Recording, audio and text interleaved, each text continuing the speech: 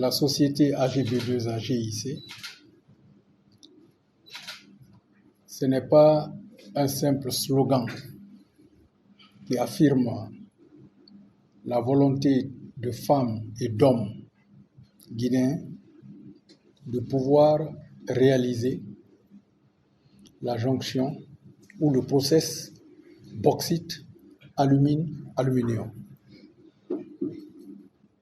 AGB2A-GIC, puisqu'on va partir de là, à l'instant derrière, tout le process qu'il a engendré, c'est une société qui est à 100% guinéenne. Elle est née en étant lestée d'une dette d'exploitation de plus de 28 millions de dollars. Elle a hérité d'une partie du périmètre minier de Axis. Et le challenge qui était là, c'était non seulement de faire renaître cette entreprise, mais également de faire face à plus de 60 créanciers nationaux, étrangers, publics, privés. Nous avons défini un business model qui fait que le travail que nous avons à faire puisse porter ses fruits assez rapidement. Mais comme il était tout nouveau, nous avons passé 17 mois à chercher des partenaires qui puissent accepter de pouvoir travailler avec nous dans ces conditions-là. Et je suis ravi, puisque mon prédécesseur vous a parlé d'un transport judiciaire, d'un transport, je ne veux pas dire judiciaire, mais d'une invitation à visiter nos réalisations sur BOFA. Je pense que vous accepterez et que vous verrez que je dis beaucoup moins que ce que vous trouverez sur le terrain. Alors, ce business model est défini de telle façon que les partenaires sont concentrés sur les travaux techniques et bien sûr sur des solutions financières à apporter pour que toute cette machine-là puisse démarrer et de façon progressive atteindre sa vitesse de croisière. Nos partenaires ont compris que, d'une façon générale, le but d'un investisseur, c'est bien sûr toutes les considérations sociales qui accompagnent l'investissement, mais c'est surtout de pouvoir se concentrer sur une partie financière pour que l'opération ne soit pas perdante. Donc, c'est ce qui fait qu'au niveau de AGB2A-GIC, les partenaires ne sont pas actionnaires dans AGB2A-GIC. Et nous avons travaillé dans ce cadre-là. Et imaginez-vous que, à date, AGB2A-GIC, c'est une société qui est totalement intégrée, c'est-à-dire de la mine, sur les infrastructures routières et jusqu'au port d'évacuation.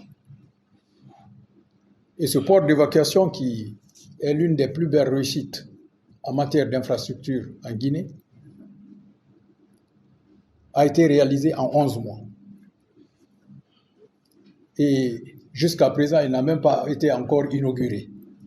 Et je pense que vous serez de la partie lorsque, après ces problèmes que nous connaissons actuellement, nous aurons le plaisir de vous inviter pour assister à l'inauguration du port de AGB2A-GIC. Donc tout cela, c'est AGB2A-GIC, c'est en 2022. En 2023, nous avons commencé à produire. En 2024, on était à 7 millions de tonnes. D'accord? Et en 2025, nous avons des projections de près de 15 millions de tonnes par an. Et nous avons créé des emplois. C'est-à-dire, quand vous regardez en termes d'emplois directs et indirects, rien que sur AGB2, AGIC, vous avez plus de 1200 emplois. Et quand vous regardez en termes d'investissement, les investissements qui sont faits sur le périmètre de AGB2, AGIC représentent plus de 313 millions de dollars en investissement. Et ce sont des choses qui sont constatables, qui sont palpables. C'est à la fois un port moderne, mais aussi des équipements de dernière génération pour l'exploitation de la bauxite. Sur ce plan-là, nous n'avons de complexe par rapport à personne, parce que nous sommes à peu près avec les meilleurs du monde. Et je puis vous dire que sur le plan du remboursement même de cette dette, nous sommes parvenus presque à 80% de remboursement de la dette que nous avions. Donc la société a un très bel avenir devant elle. Et je pense que pour une société guinéenne, sans modestie, nous sommes arrivés à un niveau de performance qui est à saluer. Mais ce n'est pas seulement que ce soit des chiffres. Vous remarquerez que AGB2 AGIC s'est impliqué dans la vie des communautés. Nous avons réalisé plus d'une dizaine de forages. Nous avons investi dans l'humain en prenant en charge les salaires d'enseignants communautaires que nous avons recrutés nous-mêmes et qui ont soutenu la jeunesse scolaire de ces zones-là,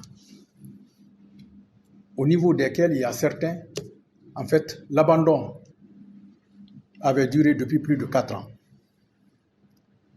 Nous avons repris ces écoles et durant la première année, on était à 30% pour la moyenne générale des examens et en 2024, nous étions déjà à 70%. C'est-à-dire nous nous intéressons non seulement aux enseignants, mais aussi nous mettons en place un planning qui puisse évaluer les enseignants et les mettre à niveau. Sans compter que nous nous sommes impliqués aussi dans la mise en place des groupements féminins. Puisque nous le disons tous les jours, nous devons faire en sorte que les revenus de ces couches les plus vulnérables puissent être implémentés et que progressivement, ces personnes-là puissent mener des activités qui soient indépendantes de l'activité minière. Nous avons d'autres projets et nous sommes certains que le gouvernement nous donnera l'occasion de nous déployer cette fois-ci de façon plus visible sur les infrastructures scolaires et sur les infrastructures sanitaires. Donc voilà ce que je peux vous dire, grosso modo, sur AGB2 AGIC. Et si jamais il y a des questions par après, on pourra en parler, que ce soit dans ce cadre-là, que ce soit hors de ce micro.